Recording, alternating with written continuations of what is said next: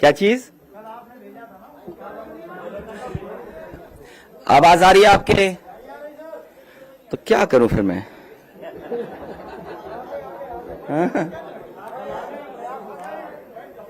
मैं अपने पत्रकार साथियों का धन्यवाद देना चाहता हूं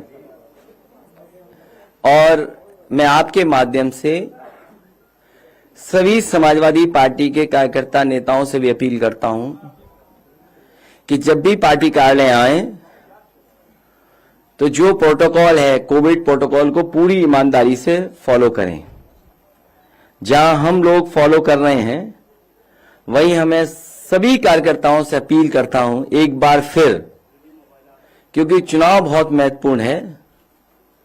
इस प्रोटोकॉल के बहाने भारतीय जनता पार्टी ये भी साजिश कर सकती है कि जहां समाजवादी पार्टी के वोट ज्यादा हों, एम्बुलेंस खड़ी कर दें।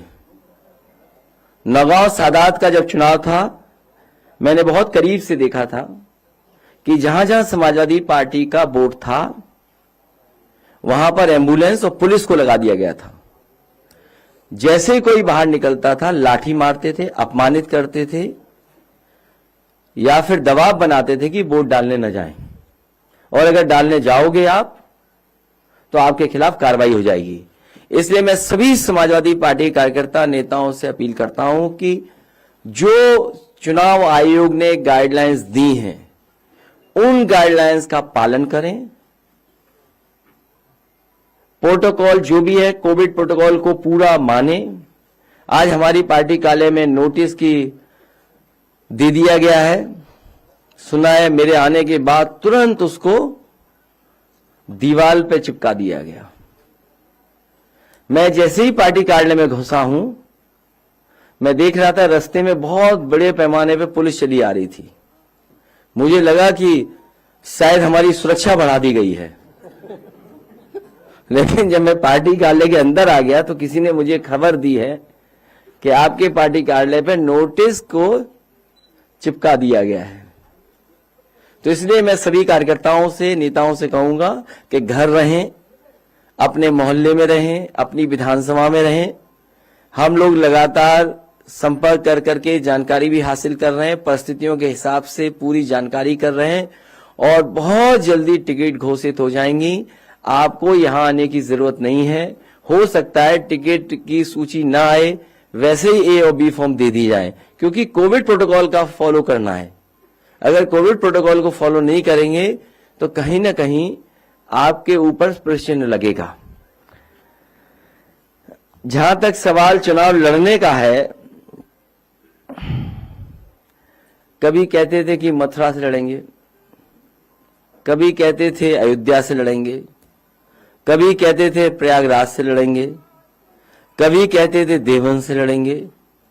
मुझे खुशी है इस बात की कि भारतीय जनता पार्टी ने पहले ही उन्हें अपने घर भेज दिया। हालांकि वो कल से गोरखपुर में है, टिकट पहले बुक कराई थी उन्होंने 11 तारीख की। अब मुझे लगता है कि गोरखपुर में ही उन्हें रहना पड़ेगा। अब गोरखपुर से वापस आने की उन्हें जरूरत नहीं है। उनको बहुत बहुत बधाई। आपको क्या लगता है अखिलेश जी, गोरखपुर का जो फैसला है इसके पीछे की वजह क्या है? आपकी चैलेंज को काउंटर करने वो भारतीय जनता पार्टी के सदस्य नहीं है, इसलिए उन्हें घर भेज दिया है।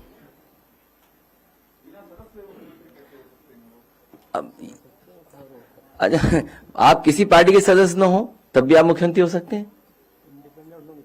हाँ, किसी पार्टी के सदस्य हो तब भी आप बन सकते हैं मुख्यमंत्री। और अभी तो जनता को भेजना था, जनता के भेजने से पहले ही भेज दिया इन्हें वापस। सर, मैं अतुल अग्रवाल, हिंदी खबर से हूं। मैं आपसे पूछना चाहता हूं कि अभी जो 107 बीजेपी ने अपने उम्मीदवारों के नाम जारी किए हैं, उसमें 21 ऐसे हैं जिनके टिकट कटे हैं, सिटिंग विधायकों के। उनमें से कितने आपके पास आ रहे हैं? मैं भारतीय जनता पार्टी से कहूंगा कि अब किसी भी भारतीय जनता पार्टी के विधायक को मैं नहीं लूंगा। अब आप जितनों के आप टिकट काटना चाहें काट सकते हैं। मंत्रियों को भी नहीं लेंगे, वो जिसकी टिकट काटना चाहे काटें। अब समाजवादी पार्टी में उनको नहीं लिया जाएगा।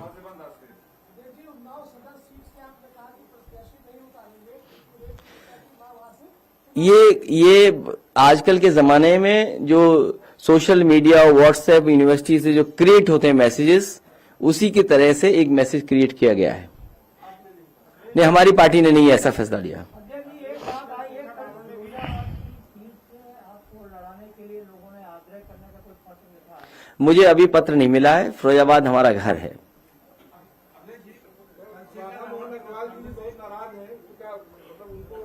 हाँ, एक गुंजाइश छोड़ सकते हैं। ये ठीक आया सवाल इधर से। हाँ, एक के लिए अभी जरूरत है हमें, क्योंकि अतुल अग्रवाल जी ने पूछा था, इधर से दूसरे अग्रवाल का नाम ले दिया, तो ठीक है।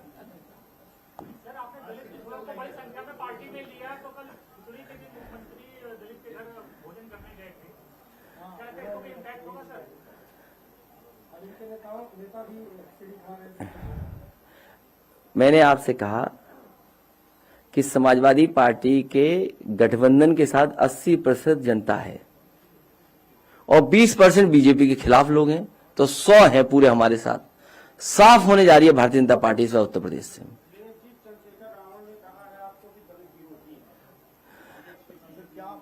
सर, इसी से जुड़ा हुआ सवाल मेरा है। जयप्रकाश पाठक हूं, डायनामाइट न्यूज से।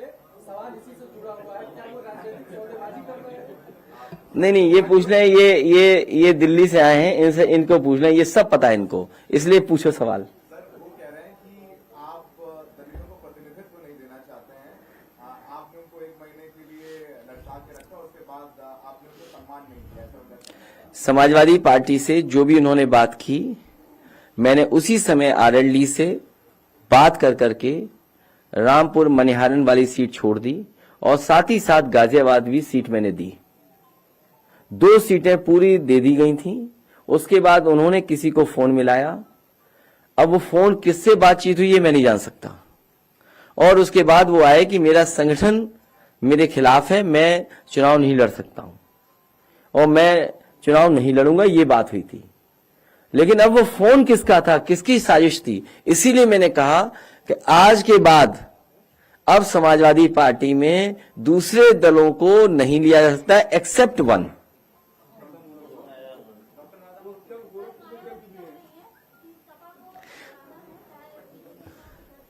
ये उनका पुराना है, लेकिन जन्मदिन के दिन ऐसा नहीं सवाल पूछना चाहिए। मैं उनके जन्मदिन पे बहुत बहुत बधाई देना चाहता हूं, बहुत बहुत शुभकामनाएं देना चाहता हूं। उनका स्वास्थ्य बेहतर रहे। और जो बात आपने कही सब जानते हैं। सर, आप कह रहे हैं कि आपकी सरकार बनेगी, जाहिर तौर पर मुख्यमंत्री आप होंगे। कितने उप मुख्यमंत्री होंगे? क्योंकि अब बहुत चर्चा हो रही है कि स्वामी प्रसाद मौर्य को भी गोली दी गई है, वो भी गोली दी गई है। अरे, आपने अपनी ही बात कह दी, फिर मैं क्या कहूं? इसके अलावा कितने? जब जवाब दे दिया आपने तो फिर मैं क्या बोल सकता हूं? सर, इसके अलावा कितने? नहीं, आपका सवाल मुझे समझ में नहीं आया। जब आपने सवाल ही ये किया कि गोली दे दी गई है, राजनीति में गोली थोड़ी दी जाती है। राजनीति में तो भरोसा किया जाता है एक दूसरे पर। देखिए, डिप्टी सीएम कोई पोस्ट नहीं है। और इस तरह जो डिप्टी सीएम 2 आपने देखे, एक स्टूल वाले डिप्टी सीएम और दूसरा उन्होंने अपनी जिंदगी भर कूड़ा और तमाम नालों की सफाई में समय गुजारा। क्या लखनऊ साफ हो गया उनके डिप्टी सीएम बनने से? क्या लखनऊ स्मार्ट सिटी बन गया? लेकिन एक सच था, मुख्यमंत्री उन्हें बनना चाहिए था, लेकिन बाबा मुख्यमंत्री ने बनने नहीं दिया उन्हें।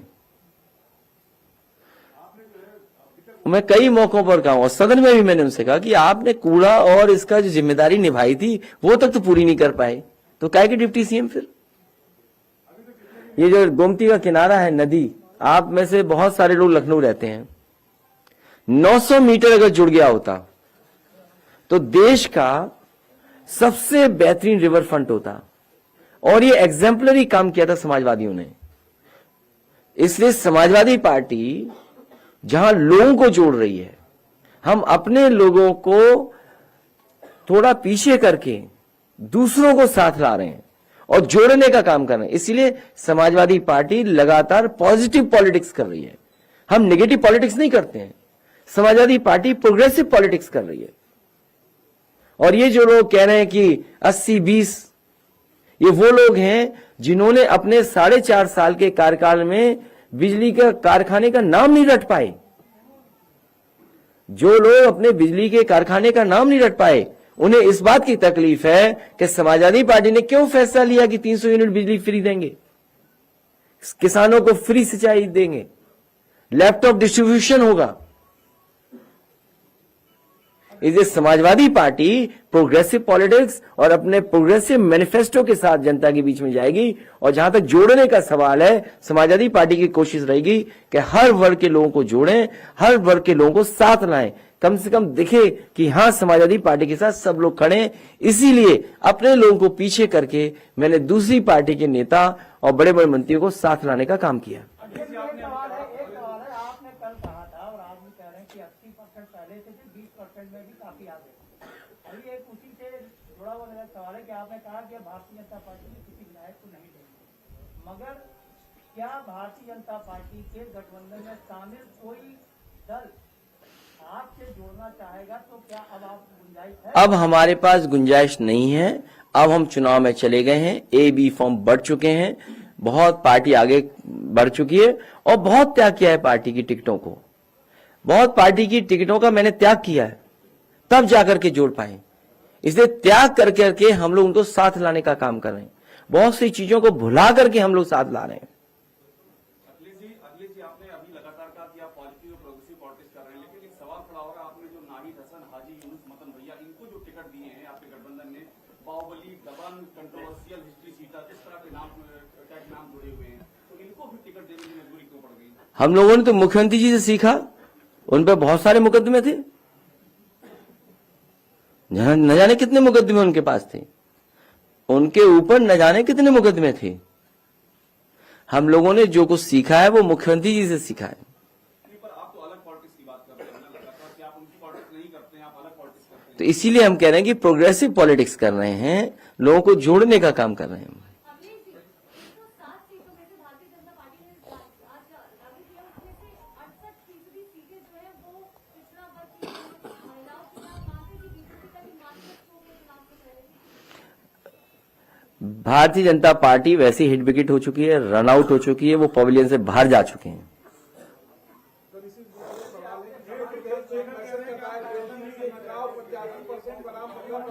अरे 4 सवाल इकट्ठे आ रहे हैं।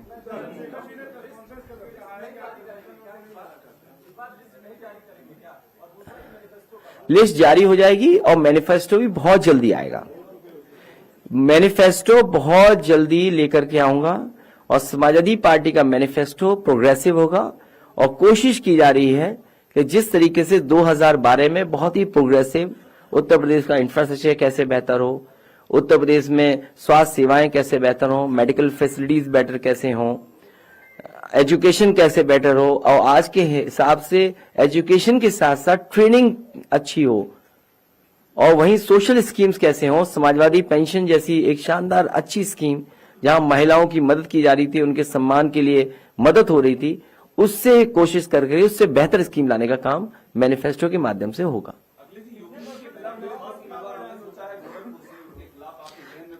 गोरखपुर में इस बार समाजवादी पार्टी सभी सीटें जीतने जा रही है। जो मुख्यमंत्री वहां मेट्रो न चला पाए हो, पहली घोषणा आप याद करो, आप में से अगर मैं गलत हूं तो मुझे ठीक करना। जिस समय मुख्यमंत्री जी झांसी पहुंचे, उन्होंने कहा कि सरकार बन गई है, झांसी में मेट्रो होगी और गोरखपुर में मेट्रो होगी। तो जो मुख्यमंत्री अपने घर में मेट्रो न चला पाए हों, जो मुख्यमंत्री अपने यहां सीवर लाइन न बिछा पाए हों, इस बार भी लोगों को नाव से चलना पड़ा, सोचो गोरखपुर में।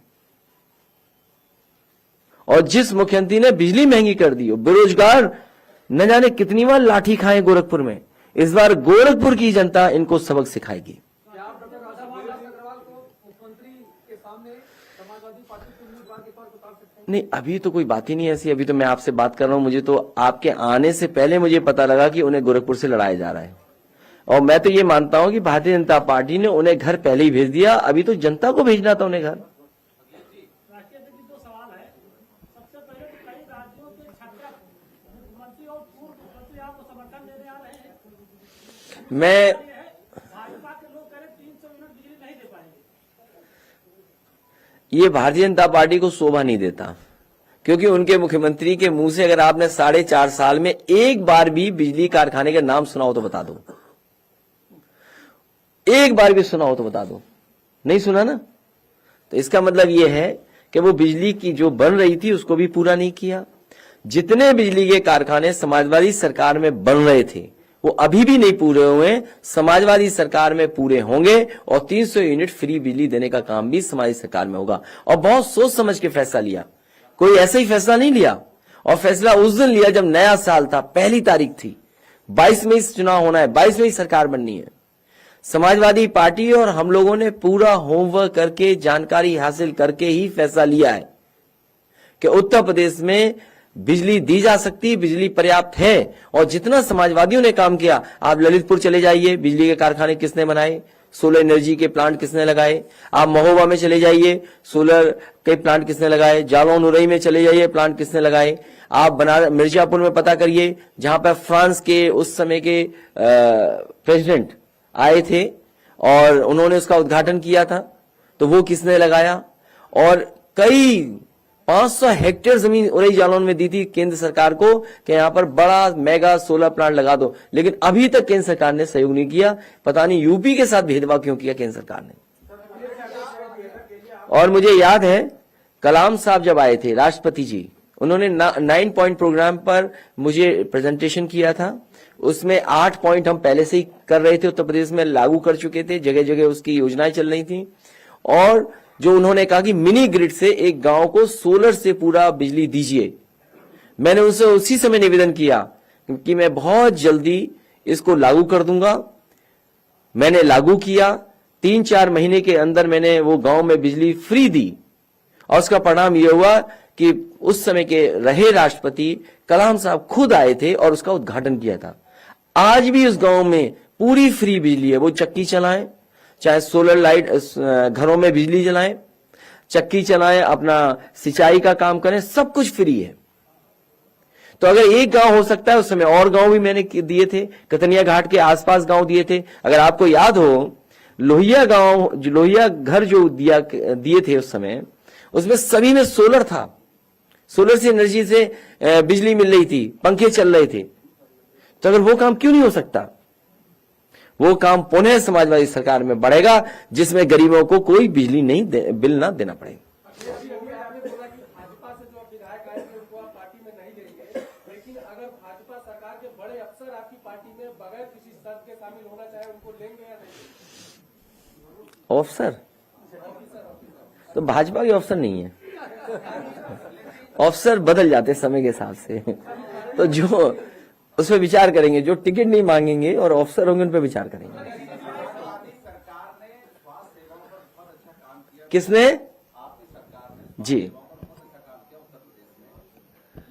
उत्तर प्रदेश में हेल्थ इंश्योरेंस पब्लिक में अवेयरनेस भी नहीं है और है भी नहीं उनके पास। तकरीबन 5% उत्तर प्रदेश में पब्लिक के पास हेल्थ इंश्योरेंस है।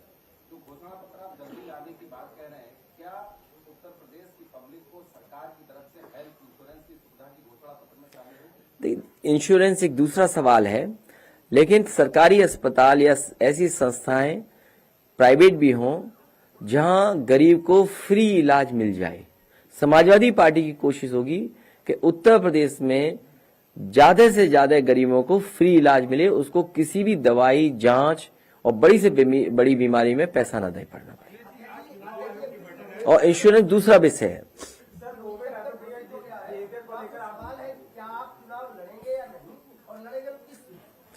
अभी नहीं बताएंगे, पार्टी तय करेगी, उसी हिसाब से फैसला लेंगे।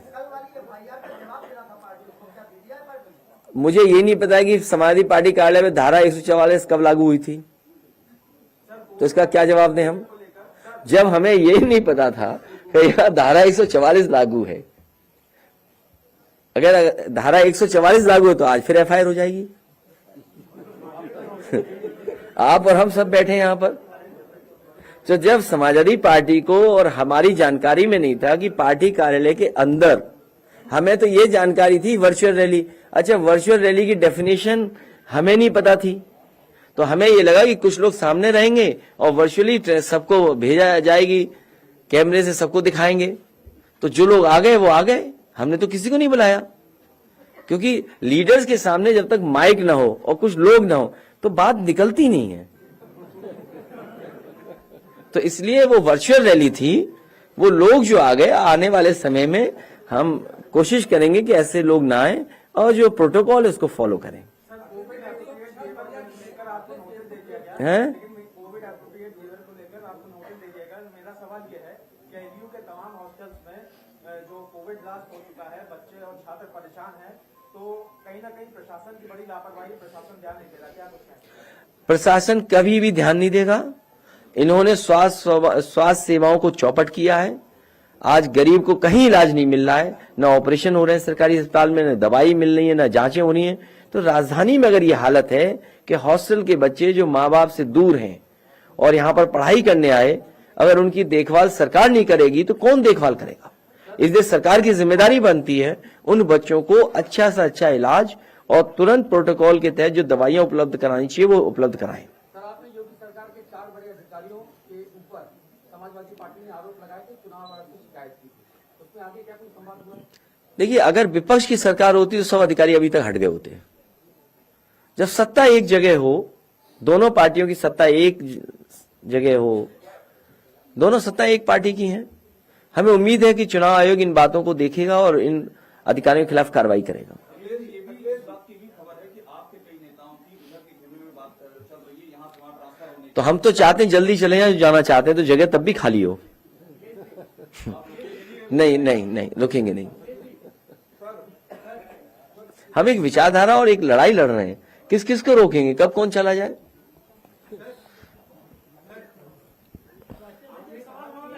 आपकी पार्टी ने बहुत त्याग किया है, जो विभाग की तरफ से, मतलब जो आपके पास बाकी नेता आए हैं, तो क्या सर आप ये कहीं ना कहीं ये मतलब अपने आप से ये कहेंगे कि आपका जो पार्टी का 4.5 साल का अनुभव था वो अपने आप में कंप्लीट नहीं था बीजेपी को अकेले चुनौती देने के लिए?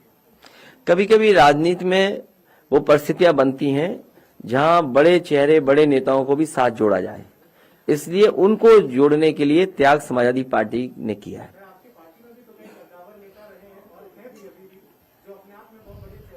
कई बार ऐसा भी देखने को मिलता है कि जो नेता हैं उनके आने से एकदम माहौल बदल जाता है।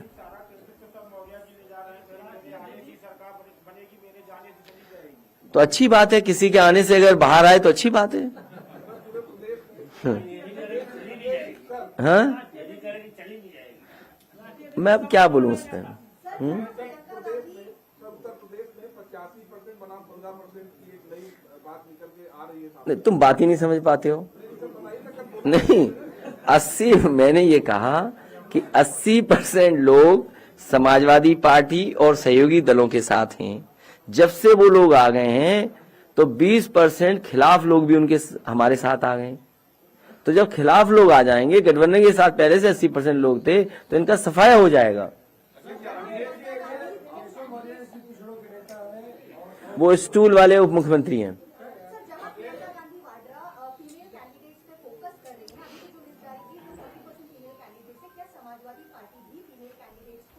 समाजवादी पार्टी उन्हीं महिला प्रत्याशी उतारेंगे जो जीतेंगी, हम हारने के लिए नहीं उतार सकते।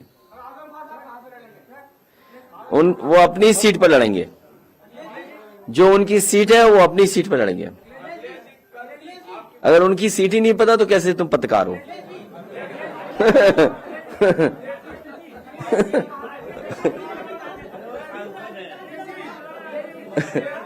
नहीं, वो तो सांसद है, सीट नहीं पता उन्हें उनकी।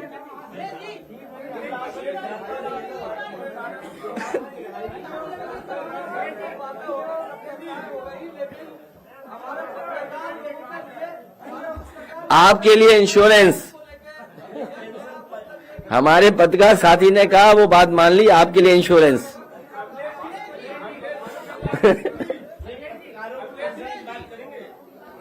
इंश्योरेंस, पहले इंश्योरेंस, फिर आगे सरकार बनवाओगे तब विचार करेंगे। एक एक सवाल पूछोगे तो हम जवाब दे सकते हैं। नहीं, लेकिन इसके साथ साथ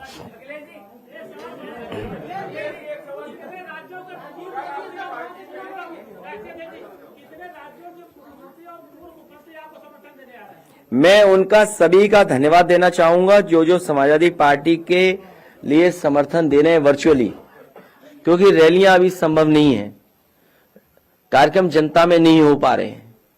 तो जो समर्थन दे रहे हैं, मैं उन सभी राष्ट्रीय नेताओं का और जो दूसरे प्रदेश के नेता हैं उन सब का मैं बहुत बहुत धन्यवाद देना चाहता हूं। कौन? ये अभी बैठे हैं, यही बैठे रहेंगे। अरे ये हम पे छोड़ो कि क्या करना है हमें। तमाम ईमानदार पत्रकारों को आप इंटरव्यू दे रहे हैं, सब लोग उत्तर प्रदेश से हैं, शायद आपकी पार्टी हम बहुत ईमानदार पत्रकार उनको इंटरव्यू दे रहे हैं। ए रुक जाओ भाई। ये सभी का सामूहिक समाजवादी पार्टी में सबसे बड़ा चेहरा कौन होगा? दारा सिंह चौहान या स्वामी प्रसाद मौर्य? ए लड़ाई वड़ाई मत कराओ, हम सब बड़े चेहरा हैं, हम सब बड़े चेहरा हैं। हैं? क्यों, हम क्या हैं? हम क्या हैं? या तुम क्या हो बताओ? ये क्या बात हुई? हम भी तो वही हैं। हम प्रोग्रेसिव बैकवर्ड हैं, हम प्रोग्रेसिव हैं।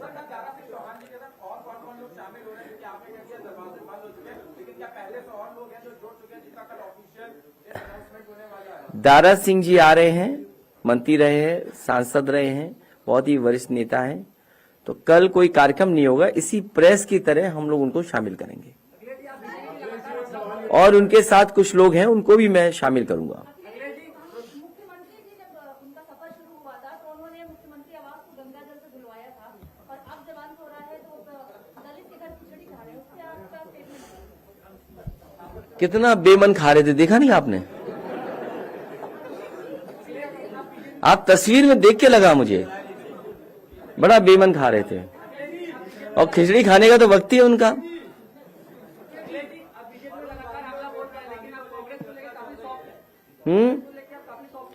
कांग्रेस है नहीं अभी कहीं, कांग्रेस अभी कहीं नहीं है। कांग्रेस केवल साजिश कर रही है, बस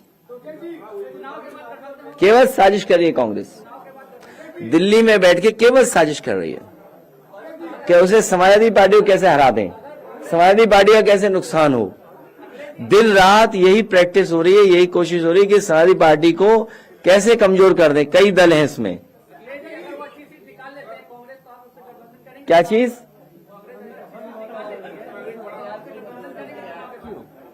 इनका सवाल नहीं समझ में आ रहा मुझे।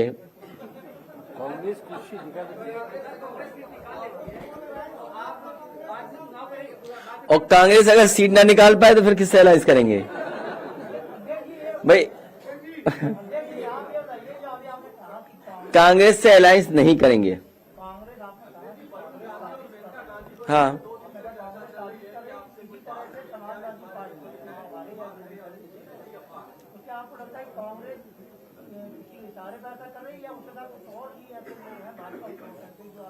वो उतना ही समझिए जितना मैंने कहा कि कांग्रेस साजिश कर रही है, समाजवादी पार्टी की सरकार न बन जाए।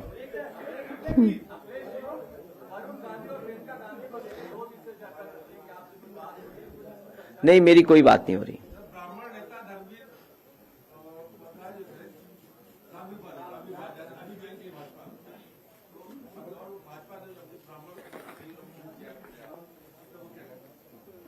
उसने उनके बारे में मैं क्या कह सकता हूं? किसने? हमारे लिए तो अभी कहां 403 होने घोषित। 430 जो सबसे पहली घोषित हुई थी वो बताओ कौन सी थी? आप खुद करेक्ट कर देते उनको। सबसे पहले कौन सी घोषित की थी बताइए आप? नहीं, अभी तो बहुत होनी है घोषित, अभी तो 403 होनी है।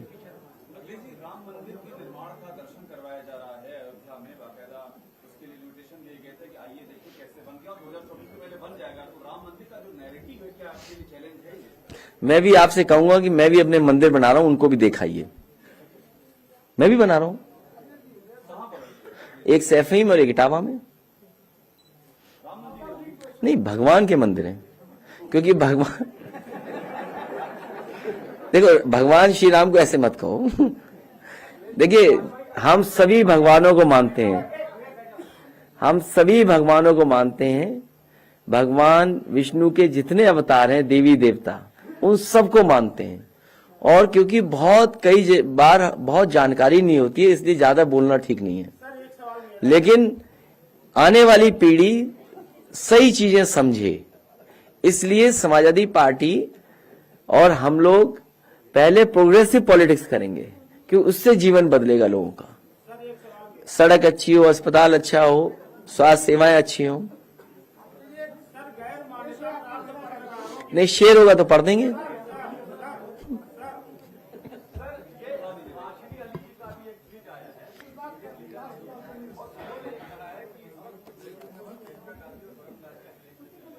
हैं? किसका?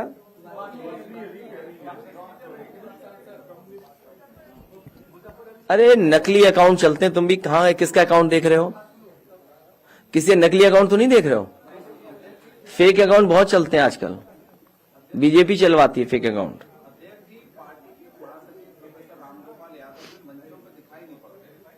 आपको क्या तकलीफ है? नहीं, अगर कोई तकलीफ हो तो बताओ हमें। नहीं, अगर आपको कोई तकलीफ हो तो बताओ ना। वो लगातार हमारे संपर्क में, लगातार प्रत्याशियों से बातचीत कर रहे हैं, लगातार नेताओं से बात कर रहे हैं। आपको बताना क्यों कि कौन क्या कर रहा है।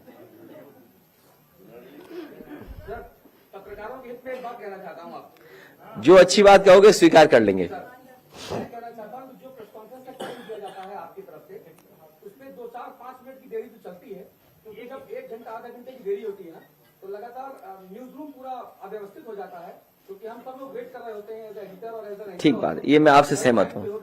नहीं, कई बार ऐसा होना, कई बार ऐसा होता है, पता नहीं लगता कि कौन सूची जारी हो रही थी किसी की। हम इस उम्मीद में थे कि मुख्यमंत्री जी पता नहीं कहाँ लड़ेंगे चुनाव, पता लगा वो घर भेज दिए गए, इसलिए दे रहा है। हाँ, ये बात इनकी स्वीकार करते हैं कि प्रेस में जो समय दिया जाएगा उससे 5 मिनट पहले आ जाएंगे। Thank you so much, thank you. नहीं, अभी अरे भाई गाना लॉन्च होना है पार्टी में, जाइए मत। मैं चाहूंगा तुम बैठ जाओ, ऊपर ही बैठ जाओ। हाँ, 2-3 वीडियोस हैं, वो चला देना। यहाँ पर जो है आपकी स्वास्थ्य व्यवस्था पे आपने काम किया है, तो जैसे लोहिया हॉस्पिटल है उसमें बहुत दिक्कत है कि इसको संस्थान निर्माण किया जाएगा, इसको प्राइवेट कर दिया जाएगा। देखिए, वो एक बहस लंबी है। 1 मिनट रुक रहा है, दोबारा साउंड नहीं आ रहा। हाँ, देखिए, लोहिया इंस्टीट्यूट और लोहिया अस्पताल, क्योंकि एक विभाग, 2 अलग अलग विभाग हैं, तो दोनों अलग अलग विभाग एक साथ नहीं आना चाहते, पता नहीं कारण क्या है। लेकिन वो इंस्टीट्यूट अच्छी चले, नेताजी ने बनवाई थी, उसको आगे मैंने बढ़ाया, और वो ऐसी इंस्टीट्यूट है जहां पर फ्री इलाज, मतलब सस्ता इलाज मिलता था। लेकिन जब वो मर्ज हो जाएंगे तो बजट कौन देगा सस्ते इलाज के लिए? इसलिए सरकार पीछे हट जाती है। सरकार को वही डॉक्टर, नर्सेज, स्टाफ को सुविधा देनी चाहिए जो समाजवादी सरकार में सुविधाएं मिली थी। मुझे याद है वहां पर सभी लोगों ने आंदोलन किया था और ये कहा कि जो पीजीआई की सुविधाएं हैं वो उस इंस्टीट्यूट में मिलनी चाहिए। मैंने तय किया और लागू हो गई थी। तो जो उनकी डिमांड्स हैं उनको पूरा किया जाए। एक इंस्टीट्यूशन अच्छी है जहां पर सस्ता इलाज होता है, फ्री इलाज मिलता है, जांचें भी फ्री थी, मशीनें भी बहुत थी। वो मर्ज हो या मर्ज बनकर के यूनिवर्सिटी या कॉलेज कैसे बने, उस दिशा में सरकार को काम करना चाहिए। और ऐसे नहीं काम करना चाहिए कि रिवॉल्वर लेकर के चले जाओ और एमआरआई मशीन खराब कर दें। पानी को लेकर बीजेपी ने भी घर घर साफ पेयजल की योजना शुरू की थी। आप भी अपने मैनिफेस्टो में गांव और ग्रामीण क्षेत्रों के लिए साफ पेयजल का घोषणा पत्र में जोड़ने जा रहे हैं। जिस समय मैंने स्मार्ट विलेजेस बनाने का काम किया था, वहां पर पायलट प्रोजेक्ट में कई गांव में आरओ मशीन लगाई थी। और कई गांव ऐसे हैं, सोनभद्र है, उन्नाव है, रायवर्ली, जिसमें किसी में फ्लोराइड ज्यादा था, किसी में आयरन ज्यादा था। और आयरन और फ्लोराइड के ज्यादा होने की वजह से कई बीमारियां होती, हड्डियों को टूट जाना, बाल गिर जाना, आईसाइट का कमजोर होना। तो वहां पर आरओ मशीन लगाना शुरू कर दिया था। और कुछ जगह ऐसे पायलट प्रोजेक्ट, स्कूल में आरओ की बड़ी बड़ी मशीनें लगाई थी। एक्वागार्ड कंपनी, उसने आरओ मशीन लगाई थी। तो जहां पर शिकायत है पानी को लेकर के, वहां पर जरूर इस तरह का शुद्ध जल देने का इंतजाम होना चाहिए।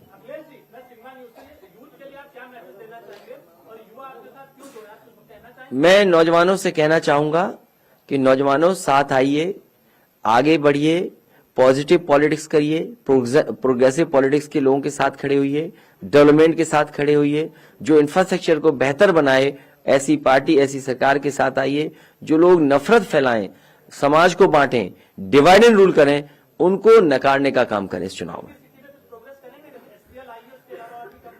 एचसीएल यहां आया है, कोशिश होगी एचसीएल की तरह जो ट्रेनिंग इंस्टीट्यूट्स हैं अगर यूपी में आएंगी तो जहां कंपनियों को अपना लाभ मिलेगा वहीं यहां के नौजवानों को भी नौकरी रोजगार मिलेगा। मेरा लालच यही होगा कि अगर लखनऊ तक एचसीएल आ गई तो एचसीएल जैसी कोई और संस्था अगर पूर्वांचल में आना चाहेगी और बुंदेलखंड में आना चाहेगी तो अगर कोई भी सुविधा देनी पड़ेगी, एचसीएल से ज्यादा सुविधा देनी पड़ेगी तो समाजवादी सरकार में एचसीएल जैसी सुविधाएं देने का काम करेंगे। साथ ही साथ जब समाजवादी पार्टी 20 लाख के लगभग लैपटॉप बांट सकती है तो लाखों नौकरियां, वो मैनिफेस्टो का इंतजार करना है इसलिए अभी नहीं कहेंगे। जब 20 लाख लैपटॉप समाजवादी सरकार बांट सकती है तो सोचो आईटी डिपार्टमेंट में कितनी अपॉर्चुनिटी क्रिएट कर सकते हैं। जैसे ही हमने कुछ कहा बीजेपी चोरी कर लेगी, लेकिन मैं आपसे कह रहा हूं जो सरकार, जो पार्टी 20 लाख लैपटॉप दे सकती है तो सोचो कितने लाखों जॉब्स आईटी सेक्टर में क्रिएट कर सकती है। और मैं आपको भरोसा दिलाता हूं कि जिस समय मैनिफेस्टो आएगा आईटी से रिलेटेड और आईटी से संबंध रखने वाले कोर्सेज जो पढ़ करके बच्चे आए, न जाने कितने बड़े पैमाने पे समाजवादी सरकार में नौकरियों की अपॉर्चुनिटी मिलेगी। और जो 20 लाख हैं, एक एक सक्सेसफुल स्टोरी है 20 लाख में।